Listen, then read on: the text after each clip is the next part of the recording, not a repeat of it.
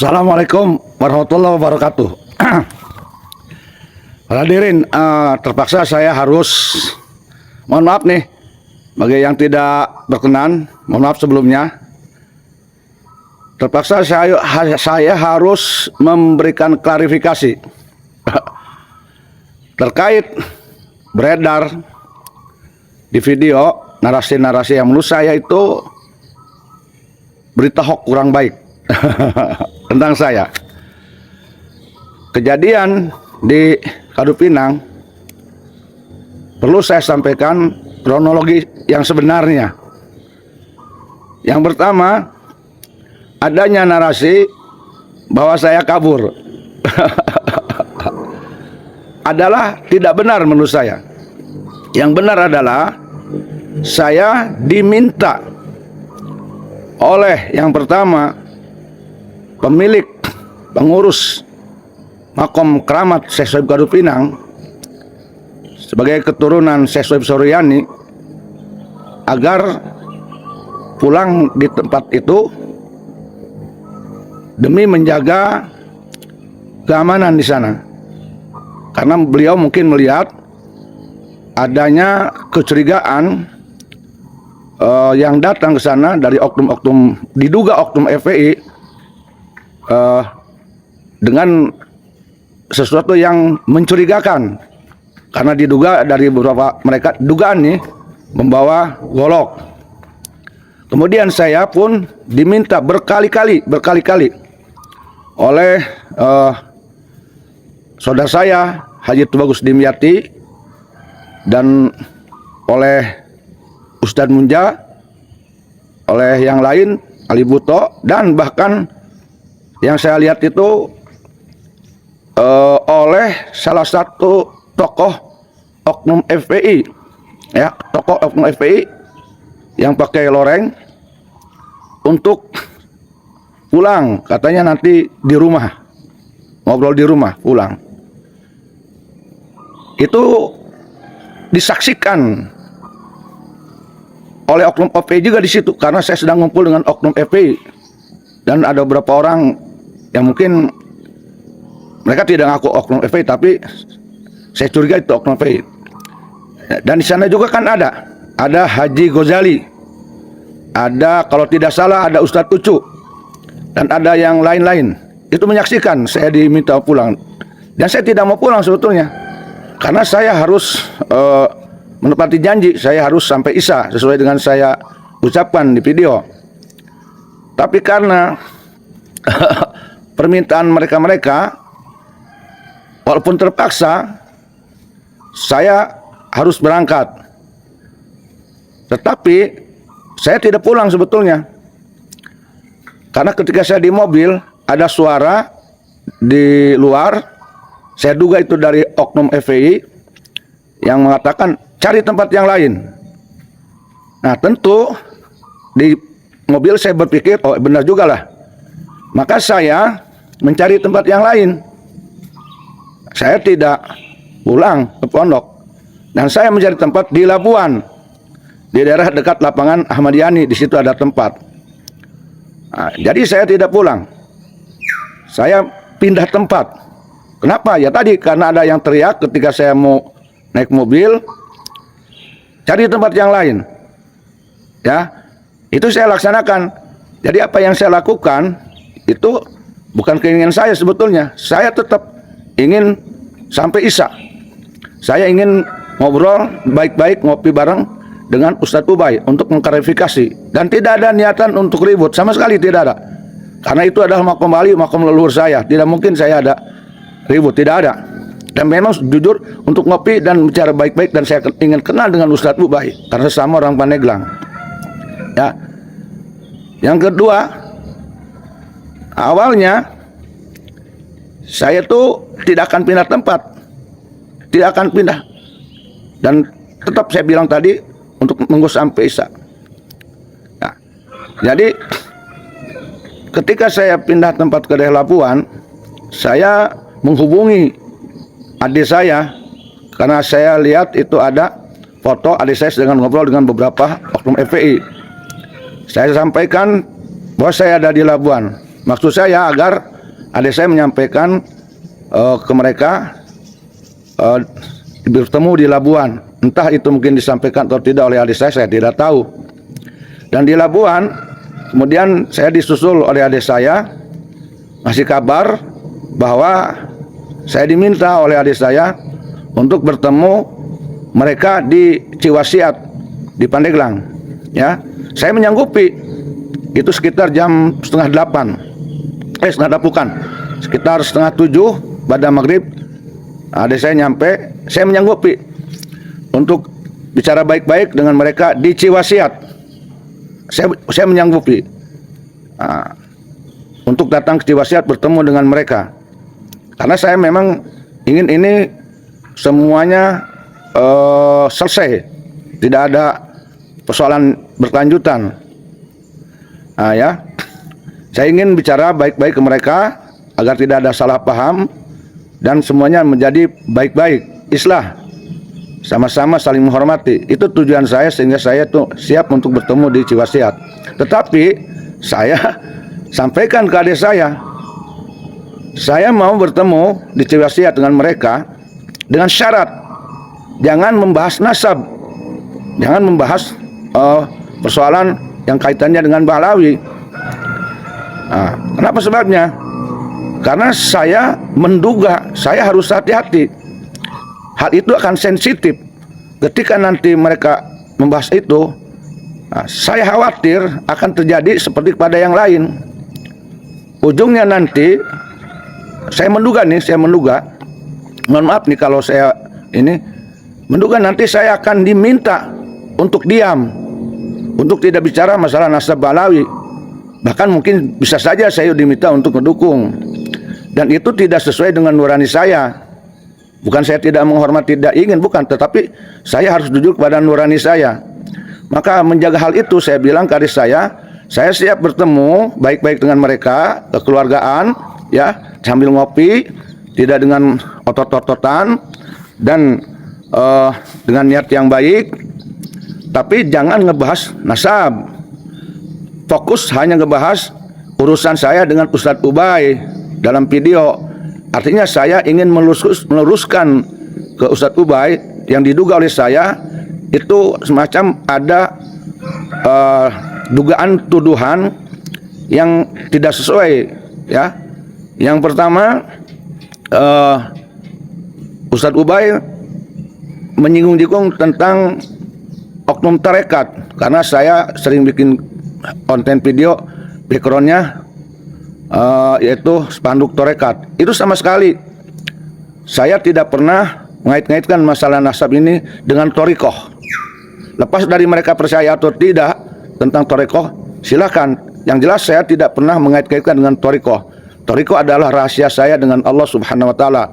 Kalau masalah spanduk, memang kalau pesantren dimanapun itu pasti ada spanduk atau tulisan tentang thariqah. Itu saya akan luruskan ke Ustadz Ubay. Maksud saya, jangan sampai ini thariqah dijadikan narasi buruk, opini buruk di publik. Ini kurang bagus. Dan itu sama sekali tidak terbesit di hati saya. Yang kedua, bahwa apa yang saya lakukan di YouTube berkaitan dengan pandangan saya, pendapat saya tentang nasab dan sebagainya, sama sekali tidak ada kaitannya dengan politik. Tidak ada unsur politik sebelum dan sudah dan akan. Karena kalau tidak salah dalam YouTube-nya saya punya bukti, Ustadz Ubay itu ada narasi bahwa ini kena untuk politik pilpres tahun 2024. Ini sangat salah sekali. Ini nanti akan menambah keruh tahun politik. Walaupun ini terjadi tahun politik, saya bukan tipe mengaitkan urusan dengan politik. Tidak. Ya. Walaupun saya tidak tim politik, tetapi saya tidak akan bermain-main berkaitan dengan nasab dikaitkan dengan politik. Tidak ada kaitannya. Walaupun upahnya nanti saya mendukung salah satu capres, itu hanya sebagai kewajiban saya sebagai warga negara. Tidak ada kaitannya ini nasab nanti untuk kepentingan politik. Salah besar. Itu tidak. Tidak ada sama sekali. Dan tidak ada satupun politisi yang nunggangi saya sama sekali, apalagi umpamanya antara perut dan pejit dibayar sama sekali. Itu jelas dugaan sangat buruk, dugaan yang tidak pantas dilakukan, diucapkan oleh seorang ustadz. Saya anti dengan yang sifatnya keyakinan, pendapat saya harus didorong oleh uang demi uang. Tidak ada sama sekali, bukan itu. Tidak ada satupun yang bayar ke saya sama sekali. Kalaupun ada yang nuduh, silakan buktikan di mana, siapa, kapan, dan berapa. Justru saya mengeluarkan uang untuk ini, walaupun kecil. Jangankan itu saya dibayar oleh seseorang kaitannya dengan nasab, saya ngedukung punya Haji Iman, Haji Madudin, dibayar, nggak ada sama sekali, nggak ada. Ini ikhlas ridho, karena apa yang saya lakukan ini semata-mata untuk membantu ngebela, membuktikan bahwa Duriyah Wali Songo itu ada, gitu loh, ya. Makanya saya justru sanggup mengeluarkan biaya demi menjaga marwah Duriyah Wali Songo, karena ada oknum Habib yang mengatakan Wali Songo tidak punya keturunan. Jadi sama sekali tidak ada kaitannya dengan itu. Itu sangat keji tuduhan seperti itu. Dan ini pun ketika saya ngebahas nasab, ya, tidak ada kaitannya dengan pejabat negara. Ini, waduh, sudah sangat fitnah sangat besar. Pejabat negara tidak ada satupun yang menyuruh saya, membayar saya, menunggangi saya, mendoktrin, tidak ada. Justru pejabat negara meminta kepada saya untuk membantu stabilitas keamanan. Bahkan ada yang menyarankan kepada saya untuk tidak membahas tentang yang berkaitan polemik, nah, demi keamanan. Justru mereka sebetulnya malah meminta saya untuk mengurangi seperti itu demi stabilitas. Jadi saya tidak setuju kalau ada dugaan buruk terhadap pejabat negara, apalagi banyak saya kenal dengan pejabat negara, dijadikan sebuah kesombongan. Sama sekali tidak ada itu, nggak ada. Bukan tipe saya untuk sombong apapun. Saya tidak punya sesuatu yang baik, itu punya Allah Subhanahu Wa Taala. Nah, ini yang akan saya sampaikan nanti ketika nanti saya bertemu di rumah adik saya ke Ustadz Ubay. Adapun dia percaya atau tidak, silakan. Yang penting saya sudah menyampaikan yang benar seperti itu. Dia percaya atau tidak, monggo. Nah, yang jelas ini harus saya sampaikan ke beliau, karena itu berita bukan berita, maaf, karena konten Ustadz Ubay itu beredar. Saya khawatir nanti masyarakat percaya dengan opini. Ini akan mencoreng apa yang saya lakukan berkaitan dengan nasab. Nah, dan itu akan menambah nanti lebih panasnya suhu politik di Indonesia kalau dikaitkan dengan politik. Ini sangat kurang bagus untuk stabilitas keamanan. Makanya saya harus klarifikasi. Ya, beda ketika saya umpamanya dicaci maki oleh oknum sampai disebut murtad, masuk neraka, karena itu bersangkutan diri saya, tidak ada kaitannya dengan politik, dengan pejabat negara, dengan pilpres. Maka saya tidak perlu untuk datang ke orang itu, tidak. Tapi beda dengan apa yang dikatakan oleh Ustadz Ubay. Ini kaitannya dengan politik, suhu politik. Ini bahaya gitu. Nah, perlu saya luruskan agar negara, pemerintah, masyarakat tidak terkena ucapan yang narasi yang dikatakan oleh Ustadz Ubay. Itu maksud saya. Jadi supaya ini murni nasab itu memang hanya sebuah ilmu pengetahuan, tesis Haji Imad, sebuah pengetahuan yang harus kita hargai. Benar dan tidaknya tesis Haji Imad, wallahu a'lam bishawab. Nah, kita tunggu aja nanti. Itu maksud saya, ya. Yang kemudian yang keempat, ya. Memang saya diminta oleh salah satu orang ketika itu di Makom Syekh Sohib untuk berhenti bicara nasab. Nah, ya. Begitu. Tapi jujur saya tidak berjanji iya, dan saya tidak sepakat. Nah, karena menurut saya di negara Indonesia ini, warga negara Indonesia dilindungi undang-undang untuk berpendapat, Yang penting tidak hoax, tidak fitnah, tidak gibah, ya, tidak caci maki. Maka ini sebuah pendapat yang siapapun boleh untuk berpendapat. Maka menurut saya, apa hak mereka untuk menekan saya, menyuruh saya harus diam? Nah, ya kan? Apalagi kalau mereka memintanya dengan maaf, dengan cara yang kasar. Nah, mana mungkin saya akan ikhlas ridho memenuhi mereka, ya. Dan andai kata pun umpamanya saya pun umpamanya meminta kepada mereka umpamanya supaya mereka jangan mendukung Balawi, saya yakin mereka tidak akan mau. Nah, makanya di sini perlu saya sampaikan klarifikasi, ya, kita saling hormati. Bahkan di video yang lalu saya ngomong, keyakinan saya tidak akan paksakan harus diyakini oleh orang lain. Orang lain yang meyakini Habib Dzurriyyah Rasul, ya monggo, tapi jangan paksakan saya untuk menerima keyakinan mereka. Ini adalah sebetulnya sebuah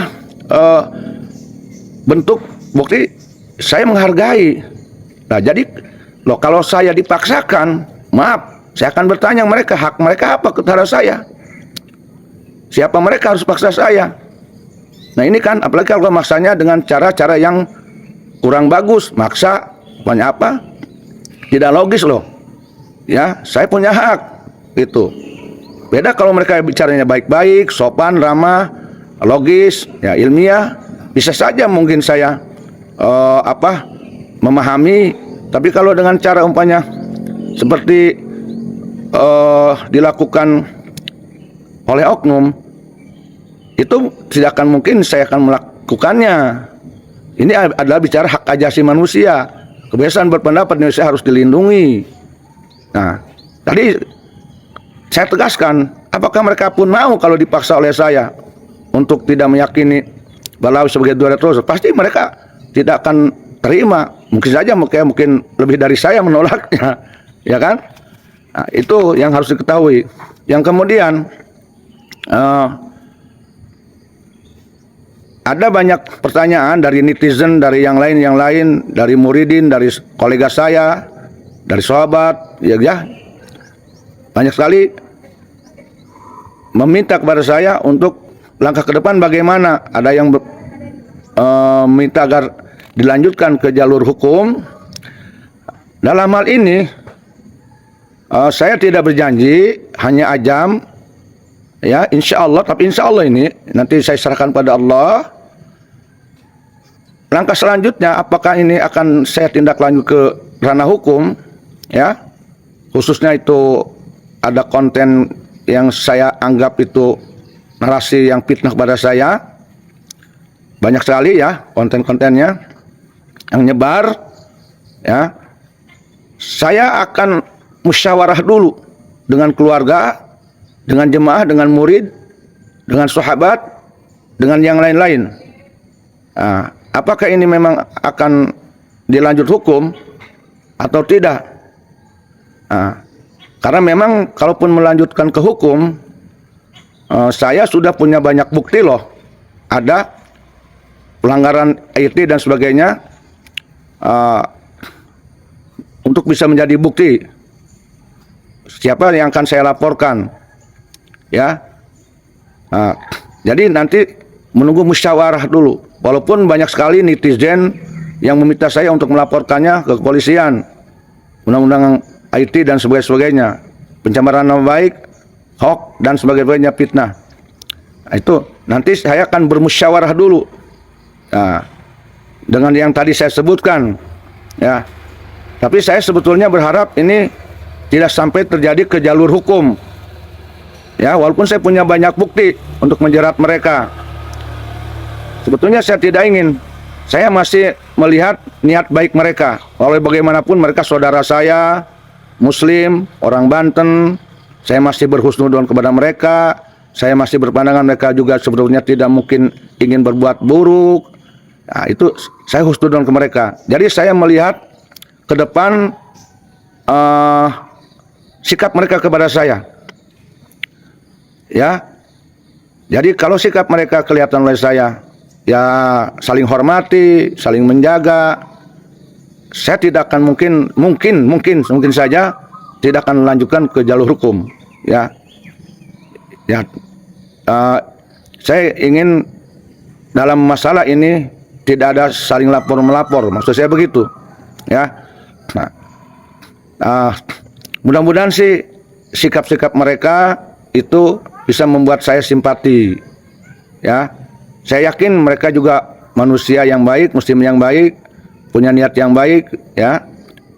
Yakin mereka pun akan bersikap baik. Saya sangat percaya, apalagi mereka kalau tidak salah adalah oknum yang mengaku dari kelompok FPI, Front Persaudaraan Islam, lebih menjunjung tinggi pada persaudaraan Islam, bukan justru sebaliknya. Ya, ini yang harus saya sampaikan. Mohon maaf. Jadi terkait narasi buruk terhadap saya serahkan pada Allah Subhanahu wa taala. Silakan publik menilai. Yang jelas saya katakan, saya tidak berniat kabur sama sekali. Nah, di sana banyak saksi yang meminta saya dengan, kalau memaksa sih tidak ya, tapi dengan sangat serius agar saya pulang. Dan tapi saya tidak pulang sebetulnya. Saya melaksanakan tadi, saya tegaskan, ada yang teriak pindah tempat. Saya pindah tempat di Labuan menunggu barangkali mereka bisa datang. Tapi yang datangnya itu adalah adik saya, ya. Dan saya masih ingin berharap nanti saya dengan pihak mereka ada pertemuan yang baik-baik saja, yang di sana saling menghormati, saling menghargai, yang tidak ada perpecahan sesama Muslim, ya. Ada yang bertanya, apakah nanti saya akan tetap berbicara nasab? Ya, itu kan pendapat saya, pendirian saya. Selama ini persoalan nasab belum ada kejelasan status Bang Alawi, belum ada yang memberikan informasi secara logis kepada saya, secara fakta, ya, primer sekunder, yang ilmiah, dalil dan kitab. Ya mohon maaf, selama itu mungkin saya mungkin akan selalu berpendapat seperti itu, ya. Dan saya pun tidak akan menyalahkan mereka yang masih menjadi muhibinnya Bang Alawi, ngomong aja. Buktinya saya tidak pernah mempersekusi mereka, tidak pernah mendatangi mereka untuk berhenti, tidak, karena saya menghormati, menghargai, ya. Dan perlu saya sampaikan kemarin, ya, bahwa kejadian di Adu Pinang itu, berita yang sampai kepada saya, yang di luar dugaan oleh saya, ya, itu saya kan datang ke sana itu 6 orang berniat jarah dan berniat untuk klarifikasi dengan siapapun. Tidak ada sedikit pun saya niatan buruk, ya. Tapi ternyata yang datang itu, kalau tidak salah, yang terlihat oleh saya sih itu antar sekitar 50 orang. Tapi berita yang datang ke saya, ternyata ketika itu ada yang di pinggir makam, bahkan di luar pagar tembok itu katanya ada mobil berjejer. Diperkirakan, diduga itu 300 orang. 300 orang, dan menduga itu sudah menyiapkan golok loh. Bayangkan, saya hanya 6 orang, ya. Saya hanya 6 orang. Nah, alhamdulillah saya bisa menjaga diri, menahan diri, tidak terpancing. Bayangkan 6 orang dengan jumlah yang tidak berimbang. Karena memang saya tidak punya tujuan yang buruk. Dan saya tidak berteriak-teriak, artinya memancing, tidak ada, ya. Nah, itu hal yang tidak logis loh, gitu. Tidak logis. Nah, apalagi itu di makom wali. Makanya saya kenapa di makom wali, pertama memang saya ingin jarah ke makom keluarga saya, leluhur saya, juga itu supaya jadi bukti bahwa di makom wali itu saya akan bicara baik-baik. Nggak mungkin lah di wali ngajak ribut. Nah, justru saya akan bertanya ke oknum tersebut, kenapa mereka datang, maaf nih, sampai bawa senjata, bawa golok. Apa yang mereka rencanakan? Bawa golok di makom wali. Ya, kenapa?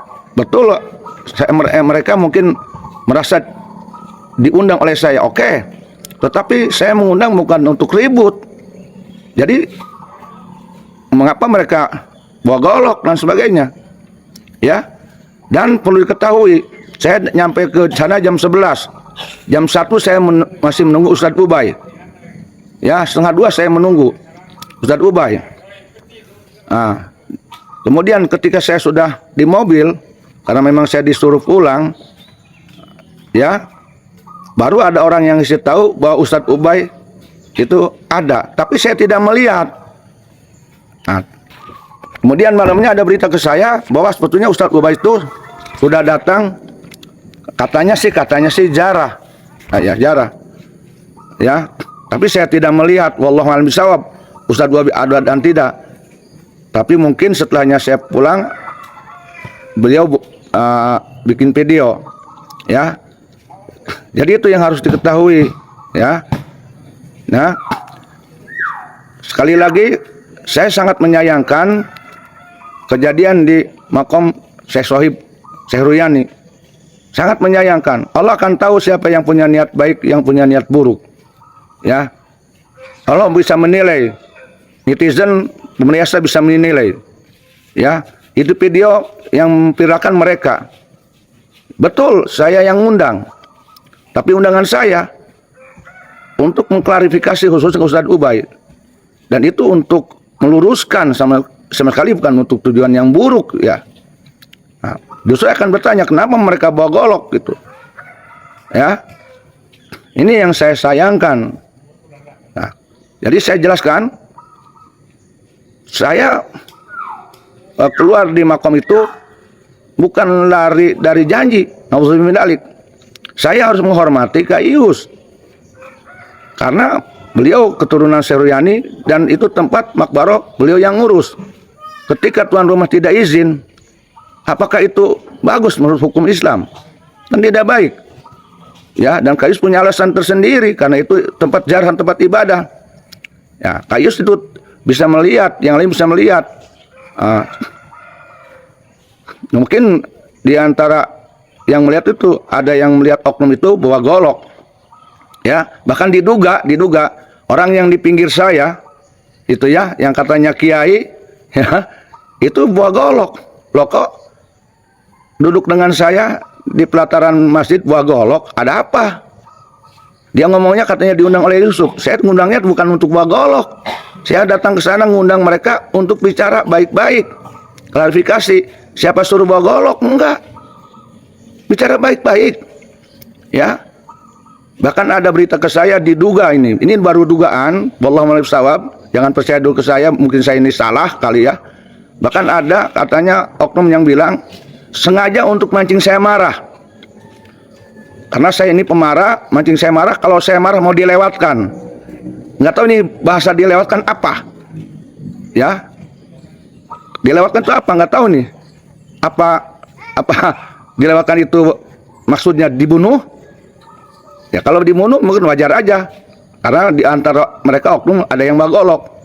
Ini kan kurang bagus sekali. Karena ini suara itu terdengar, ada yang mendengar di sana. Karena di sana kan banyak, ada saudara saya, ada teman saya. Ketika saya berangkat itu ada yang mengucap seperti itu. Ini kan oknum ini kurang bagus loh. Sangat kurang bagus di makom Bali, bawa golok. Kemudian jika benar dugaan itu dia akan melewatkan saya, memancing emosi, ini kan sudah kurang baik, ya. Sengaja memancing emosi orang, kemudian untuk ada alasan untuk melewatkan saya. Kalau tujuan yang ngebunuh kan sangat kurang bagus, sangat kurang bagus, niatnya sangat buruk sekali. Wajar Allah Subhanahu Wa Taala ini mentakdirkan saya harus keluar dari tempat itu, ya. Masya Allah tabarakallah, ini sangat menyayangkan sekali. Ya, ini sebuah pengalaman bagi saya. Maka pengalaman bagi saya, nanti ke depan saya dengan murid saya, jika akan bertemu dengan oknum-oknum seperti itu, tidak sendiri, harus seimbang masanya. Ya, saya tadinya polos-polos saja, lurus-lurus saja, husnuzon saja, jujur saja. Tetapi ternyata menghadapi oknum-oknum seperti itu tidak cukup dengan itu. Ya, kita mungkin harus mengimbangi. Maka kemungkinan besar ketika nanti akan bertemu dengan mereka, ini harus jelas dulu, tempatnya sterilkan. Bahkan ada berita ke saya bahwa sesungguhnya katanya di antara mereka sudah berunding merencanakan, diduga bisa benar bisa salah, sudah direncanakan, bahkan tempat itu sudah sudah ada yang ke sana. Bahkan ketika saya belum datang pun diduga ada oknum yang diutus untuk memberikan informasi atau mata-mata. Saya juga sudah ada kecurigaan, ada satu orang di sana menunggu. Saya sudah curiga, tapi saya biarkan aja karena saya memang tidak punya niat buruk. Nah ini sekali lagi ke depan saya akan instruksikan kepada saudara saya siapapun dia ketika akan bertemu dengan oknum dimanapun berada di Indonesia, dimanapun berada, maka jangan pernah mau bertemu dengan mereka dengan alasan apapun, jangan sendiri. Dan saya alhamdulillah insya Allah mempersiapkan di pondok saya, alhamdulillah di pondok saya ini ada CCTV. Jadi siapapun yang masuk ke pondok saya insya Allah itu akan terdeteksi. Jadi siapapun masuk ke pondok saya oknum, alhamdulillah insya Allah di pondok saya disediakan CCTV, akan terlihat jelas. Dan ke depan saya akan siapkan kalau ketemu dengan mereka siapapun akan saya instruksikan kepada siapapun harus siapkan video karena akan di framing. Ada video saya yang memfitnah saya, tapi saya tidak angkat hukum. Jadi harus siapkan video ketika bertemu mereka, siapkan video dan jumlah harus seimbang di tempat yang netral. Ya, itu untuk menjaga. Kita boleh jujur, tetapi kita pun harus pinter. Jujur tidak pinter, ya kita dimakan anu lah, seperti itulah. Taulah mungkin, ya. Insya Allah itu yang harus diperhatikan. Saya menyesalkan sekali, mohon maaf nih, di zaman ini, di era digital, di era kemajuan, khususnya di Banten, maaf, masih ada oknum-oknum yang seperti itu. Nauzubillahi min dalik, nauzubillahi min dalik, nauzubillahi min dalik, nauzubillahi min dalik, nauzubillahi min dalik. Nah, saya inginnya saling menghormati, menghargai, ya, saling menyadari perbedaan pendapat. Ini pengalaman yang sangat besar bagi saya, ya. Dan alhamdulillah untungnya, kalau saya boleh katakan ya, kalau saya boleh istilahkan, sebetulnya kejadian kemarin itu sebetulnya boleh diduga oleh saya itu sebuah rencana mau mempersekusi saya sebetulnya.